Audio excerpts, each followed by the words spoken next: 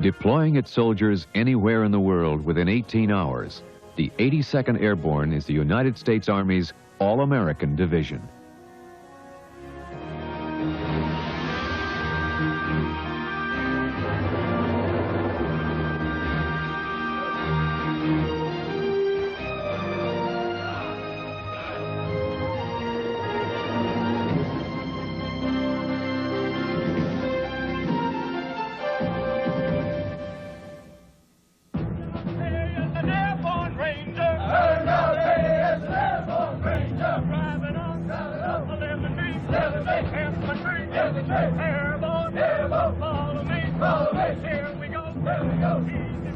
The men and women of the 82nd Airborne provide the Army with the ability to drop soldiers and equipment into any drop zone in any country. Commanders of the 82nd Airborne pride themselves on their ability to lead from the front, setting an example for the soldiers behind them. Today, Major General Henry H. Shelton, the division commander of the 82nd, is the first paratrooper to leave the aircraft for this massive 300-man parachute jump. The 82nd has a mission to be prepared to deploy within 18 hours of notification, conduct a parachute assault if required, fight and win. It's both a physically and mentally demanding job. Physically, from a standpoint of a very vigorous physical conditioning program in the division to keep the paratroopers physically fit to perform parachute duty, since 80% of our operations are conducted at night. And of course, mentally demanding in terms of maintaining a go-to-war mentality, realizing that at any moment we're within 18 hours of taking off from the home station en route to wherever our objective area is.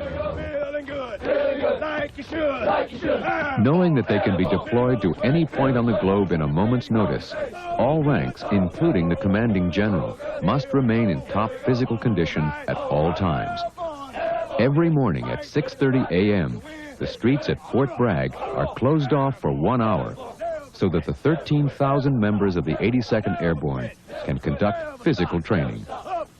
It's here that the all-important foundation of teamwork is established, and when needed, taken to the battlefield. The morale and the teamwork in the 82nd is great because everybody knows they have to depend on each other. I mean, 18 hours, you can be anywhere, any foreign country, defending the rights and interests of the United States. And it comes down to you having to count on the person on your left and your right. It's the people you train with every day. It's the people you're going to fight with. The division motto, "All the Way," affirms the Airborne's dedication to always accomplishing an assigned task. This slogan is integrated into a trooper's salute to his officers. It's tough to recognize rank. You know, everybody has to get used to that. But recognizing the rank is just like walking a patrol. You're watching for those guide wires. You're looking for booby traps. You have to stay alert at all times. It's a state of mind. And when a non-commissioned officer recognizes the fact that you're a commissioned officer, you know, from 30 yards away and renders a good, crisp salute, sounds off with "All the way, sir," it's really great to be able to sign off with Airborne, Sergeant. When this esprit de corps is combined with the lethal force of today's Airborne, it makes for one of the Army's finest divisions. The proud heritage of the 82nd began in 1917, where it was mobilized as an infantry division during World War I. Because it was composed of men from every state in the Union, the 82nd was designated the All-American Division, hence its famed AA logo and shoulder patch.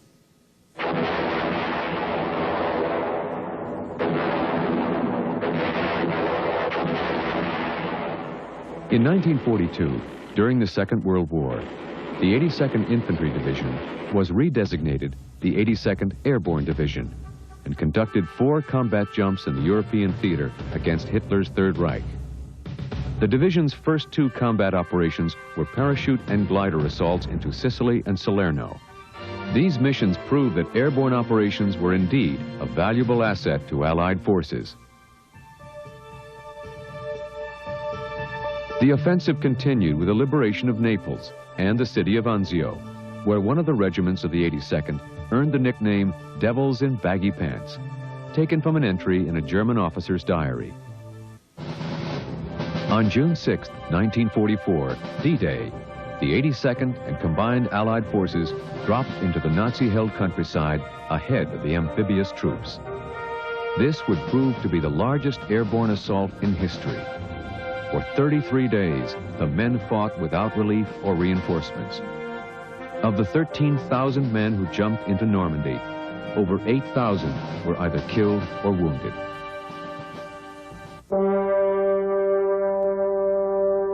In the final 2 days of the war, the 82nd helped Allied forces defeat the Nazis in their last stand, the Battle of the Bulge. While many Army airborne units were deactivated after the war, the 82nd returned home to Fort Bragg, North Carolina, where it has honorably maintained the high state of readiness that it showed during its 442 days of fighting in World War II. I think that you find a common thread that runs throughout our history from World War II right up until today in the paratroopers, and that is individuals that are rugged, physically and mentally tough, and willing to give it their all in anything that you ask them to do. With fighting hearts, the paratroopers of the 82nd Airborne Division are prepared as they have been for the past 50 years to prove that they are among the finest fighting soldiers in the world.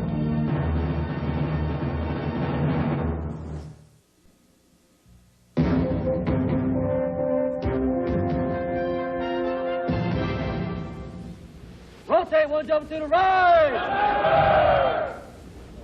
Turn around and face the jumper. Striving to be future 82nd Airborne leaders, these men are training to join the elite group of paratroopers called Jump Masters. The attendees for the Jump Master School are all the leaders in the division. It is an NCO or officer that's demonstrated additional leadership abilities, just not those of being a leader like in any other unit. It's got to be a specific guy, special guy that's qualified to handle the extra responsibilities and pressures in an aircraft.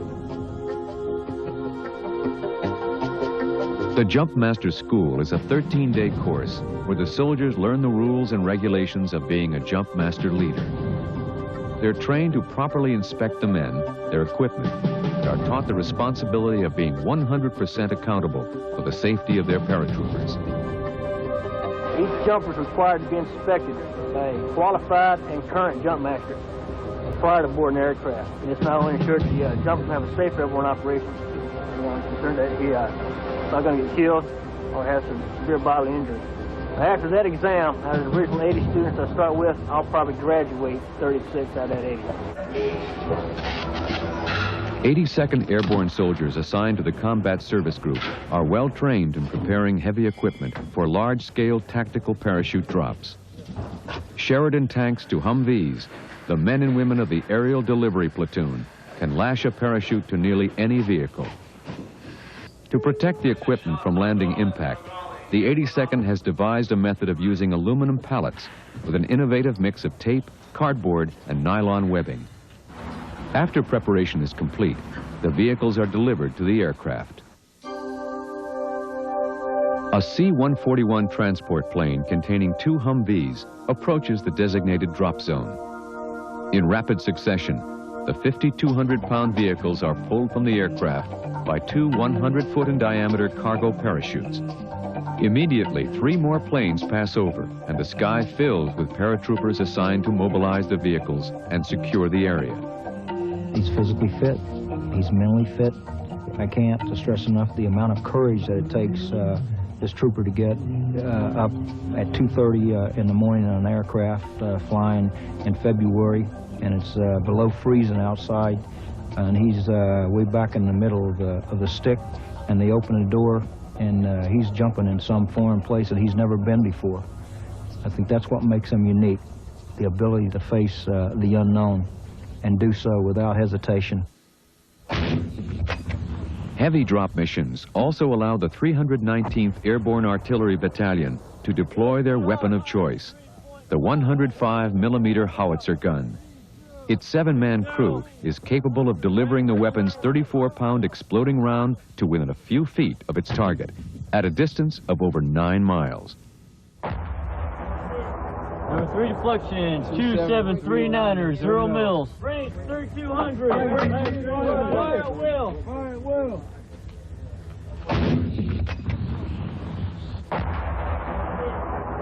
Utilizing satellite technology, the team can determine the exact location and elevation of both the gun and its target.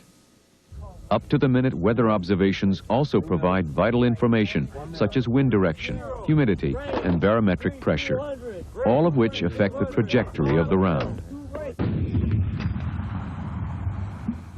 Our task in the unit is, within 18 hours, have this howitzer hooked up to a parachute and out of an aircraft at any time, any place.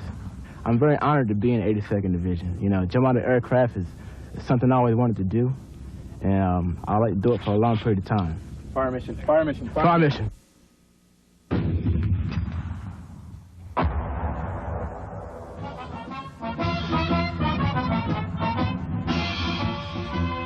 Off the battlefield, the proud heritage of the 82nd Airborne is reflected here in this change of command ceremony. In a symbolic ritual, the unit flag is passed from one commander to the other to signify this important transfer of power.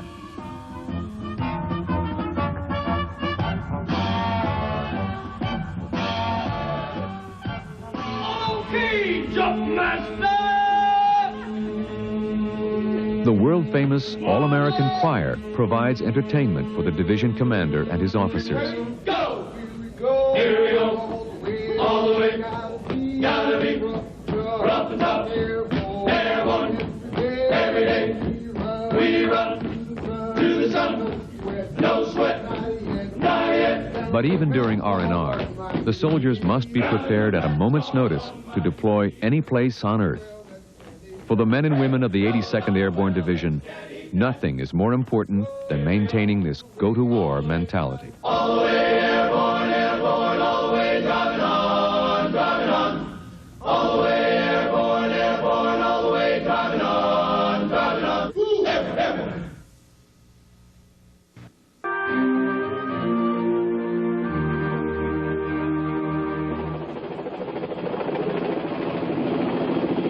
Since 1985, the 82nd Airborne Division has used helicopters to insert and extract troops within enemy territory.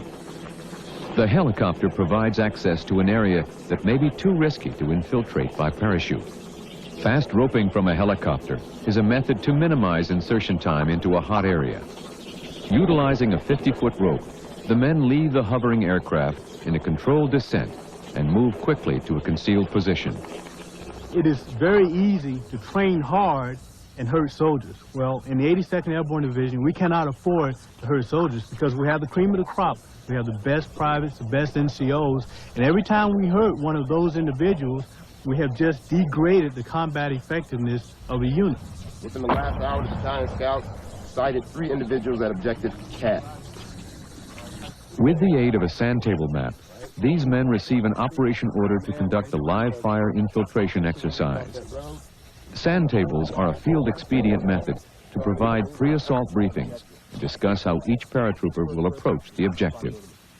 In our business, the operations we do with our airborne type operations, as many live fire operations as we do, we want to make sure that our plans are tight and locked in and everybody understands what we're supposed to do, because it can get dangerous if people understand the wrong information.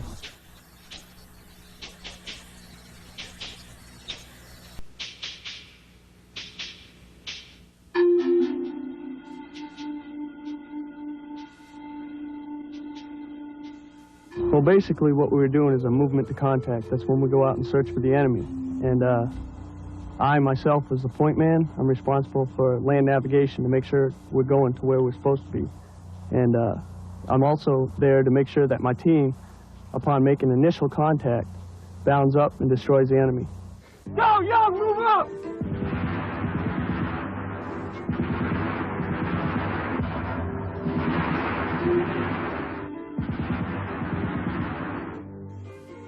Live fire missions such as these help build the confidence of the men. They also test their marksmanship skills under pressure. These exercises are the closest a soldier will ever come to actual combat without engaging a hostile enemy. We do things here in the Army by repetition so that basically you can do it in your sleep. And when we train, we do it over and over and over again. We keep doing it so that it comes second nature to you. We train for combat, and we have to know what the other guy's going to do all the time. If I am killed during combat, my team leaders have to know how I would carry out the mission, how I would finish the mission. Sure, this is a Category 3 Division Directed EBRE. The exercise name is Neptune. The briefing sequence for the M+2 brief is displayed at the start of you. 2 hours ago, officers of the 82nd received notification of an EDRE mission, an acronym which stands for Emergency Deployment Readiness Exercise. This is the first time a film crew has been allowed access to this type of briefing. Most probable course of action, sir. We expect the battery to surrender the personnel very quickly. No one knows whether this is an actual deployment or simply another training exercise. While the division commander and his staff are briefed on the situation and mission, all ranks of the 82nd are being called and told to report to their units as soon as possible. No leak in this operation until after PR, so we've got complete surprise. I think you know what the consequences are if the air defense or McCollins pick us up prior to taking out that air defense or the SA crew. Should be a good one. We're always combat ready. We are resourced with the personnel, the equipment, and the ammunition in order to stay combat ready. When you add these three factors together, it means that we provide the Joint Chiefs of Staff, the National Command Authority, with the maximum latitude when considering options in the event of a crisis.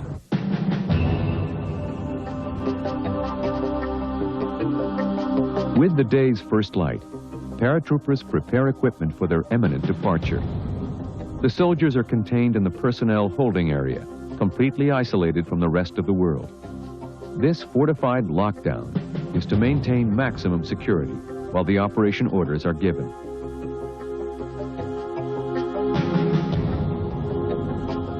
When we get an EDRE notification, we have a methodical sequence that we go through according to the 82nd Airborne Division SOP. And once the notification is called, my unit specifically is required for providing all the parachutes for the task force, also rigging all the equipment for that task force to be heavy dropped or air landed, as the case may be, into the objective area. As the hour of departure nears, the men and their equipment are loaded onto trucks and taken to the aircraft to conduct their assigned mission.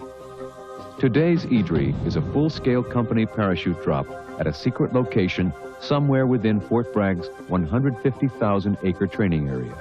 As expected, the company completed the mission with wheels up in less than 18 hours.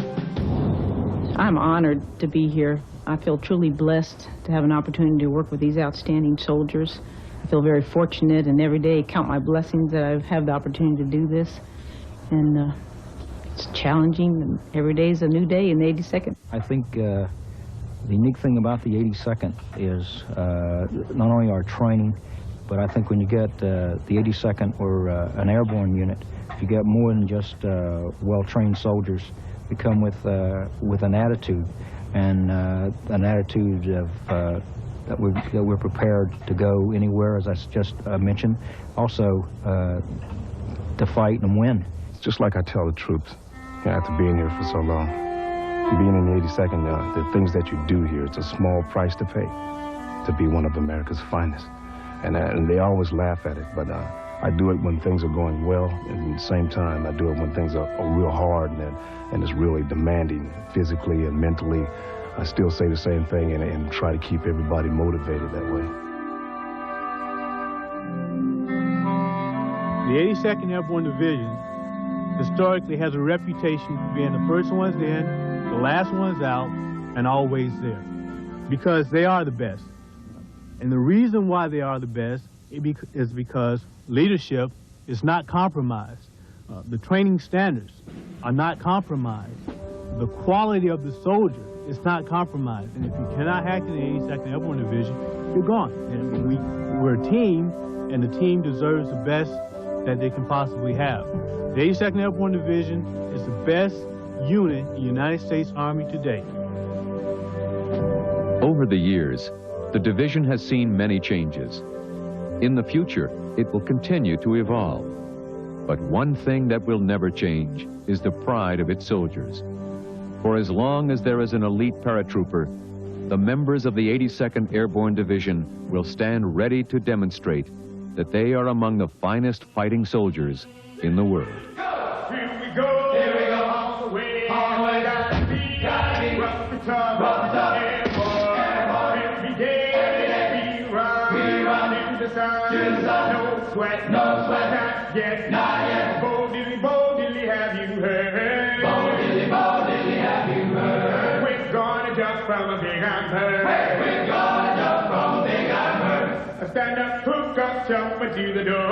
Stand up, hook up, jump to the door. Leap right out and count to four. Hey, leap right out and count to four. And if my main don't open wide,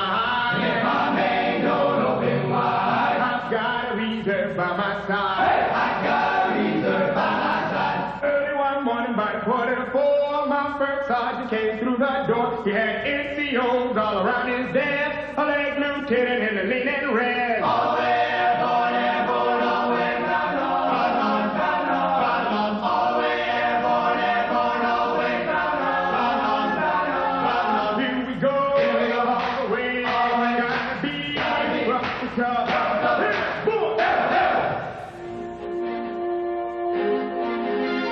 Later tonight, the year is 1940. Big bands fill the dance floors, and DiMaggio fills the stands on Discovery Profile. But now they're quick, able, expert. Meet Florida's SWAT team on Those Who Dare. Next.